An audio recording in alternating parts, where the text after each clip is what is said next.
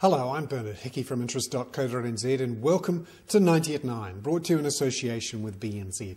This is your morning briefing where you get everything you need to know in 90 seconds at 9 o'clock, starting now with news from a survey of federated farmers done every 6 months, which shows they are against the Reserve Bank's likely increase in the official cash rate this Thursday by 25 basis points to 3%. They're reasonably pessimistic about the economy overall, although slightly more optimistic about their own profitability.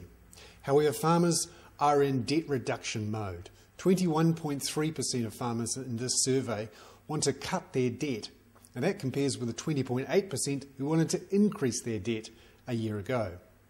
Meanwhile, in Australia, QBE Insurance has announced profits will fall 40% in the coming year.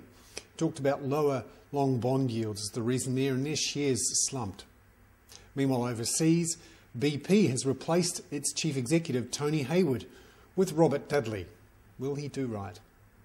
Meanwhile, the Dow rose 1%, and the New Zealand dollar, as it often does, rose to 73.5 cents, in line with the Dow. Now, that's the highest we've seen in 2010, and it's just off the highs from before the global financial crisis.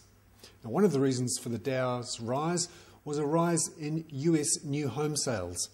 They were slightly better than forecast, although bouncing off lows seen in May, and they were the lowest since 1963. And finally, the Bank of Israel has unexpectedly increased its official cash rate by 0.25% to 1.75%. It's seeing rising house prices and climbing inflation expectations. I'm Bernard Hickey. That was 90 at 9, brought to you in association with BNZ.